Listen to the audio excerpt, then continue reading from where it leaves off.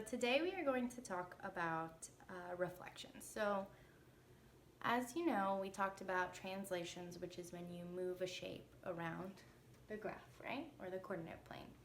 But before we talk about reflections, let's just do a little bit of a review. So a coordinate plane is set up with an x and a y axis. So this entire thing is your coordinate plane. You have your x-axis and your y-axis. So the x-axis is horizontal, it's a horizontal number line, and the y-axis is a vertical number line, correct? So when you get to the very center, 0, 0, that is called your origin point. That is where the x and y-axis meet. They intersect, and that coordinate is 0, 0. Any coordinate or point found on this plane has a coordinate. We call the coordinate an x and a y. So you find the x horizontally and you find the y vertically. Where those 2 points meet, that is your coordinate. So in math, just like in the regular world, everything can be mirrored, right? So when you look at a mirror image of yourself, it's a reflection. On a coordinate plane, we can reflect things over the y and over the x-axis. So when you reflect something, a geometric figure or a point or anything, it's being mirrored. It's being mirrored across, and it's creating a mirror image, right? So think about the Taj Mahal. If you see it reflected in the lake, it's a mirror image. It's exactly the same, right? It's totally symmetrical. So the line that the image is reflected over is called the line of symmetry. So when you see something directly cut in half, here, let me pull up an example real quick.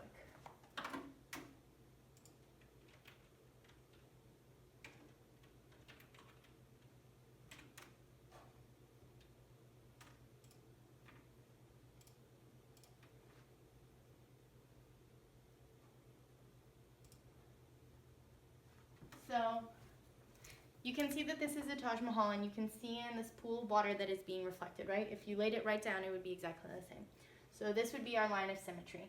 Or if we cut it directly in half, this side is exactly equal to this side. That is a line of symmetry too. So when you cut something in half, it is exactly the same on one side, exactly the same on the other side. So just like I can take this sheet of paper and fold it in half and it is exactly the same, that is a line of symmetry. Now let's go back to the coordinate plane. So if you go back to this coordinate plane, okay, we can talk about a line of symmetry. We discussed that and how it cuts an image directly in half. Now, when a figure is congruent, or here, let's start with a point.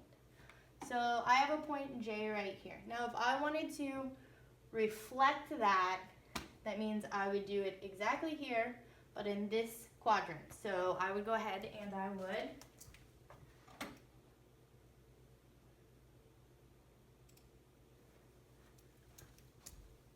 reflect it to here. Now, why is that? Because when you have a congruent figure or point or any shape and you're reflecting it in a coordinate plane, what you do is you take if you're reflecting it over the x-axis, you take the y-coordinate, and on this y-coordinate is what, -8, and I use the opposite integer, so I change the integer. So -8 becomes +8, and I keep my x. Now, when a congruent figure is reflected over the y-axis, so if I wanted to reflect this over the y-axis, so over this line, that line of symmetry,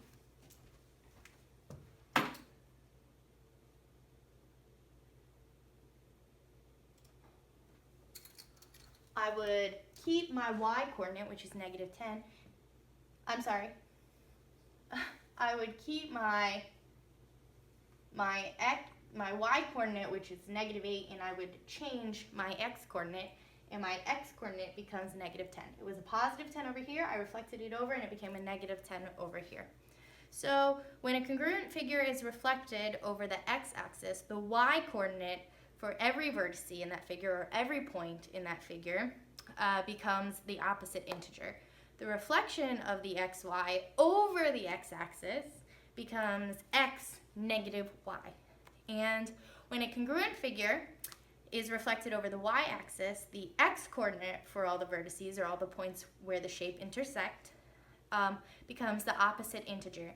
The reflection of xy over the xy axis becomes negative xy. So to reflect something over the y coordinate, to reflect something over the y-axis, the x-coordinate changes, and to reflect something over the x-axis, the y-coordinate changes. It's kind of like a flip-flop. Despite any changes due to reflection, any two shapes that are reflected are congruent. This is called a rigid transformation. That means it doesn't change the sides or the interior angles of the shape at all. So if I have a square and I reflect it, it hasn't changed the square at all. It's only changed the location. The shape itself is exactly the same. It is rigid. It is a rigid transformation because all the corresponding angles and sides are still the same.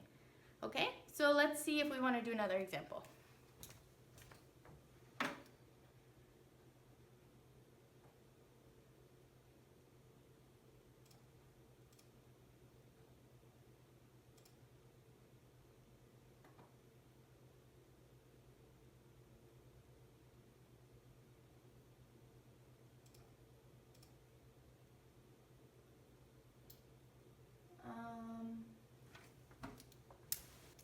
So if I have this endpoint right here and I reflect that end over the x-axis, so this is the x-axis, so it's reflecting over that line, it's doing a horizontal reflection, I'm going to keep my x, which is -1, and change my y-coordinate to +7. Okay, so I would graph it .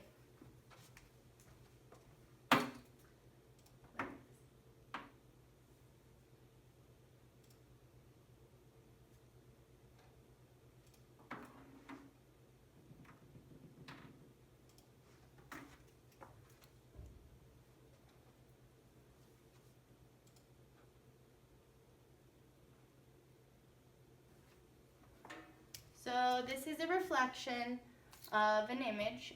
You see that the C, the B, the A, the D, they're all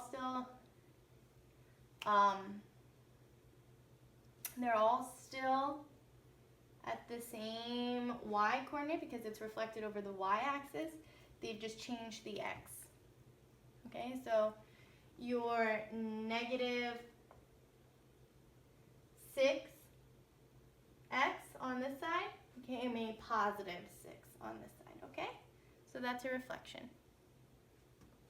Okay, now you have an example. I'm going to go ahead and let you do your example, and we will reflect more on this tomorrow.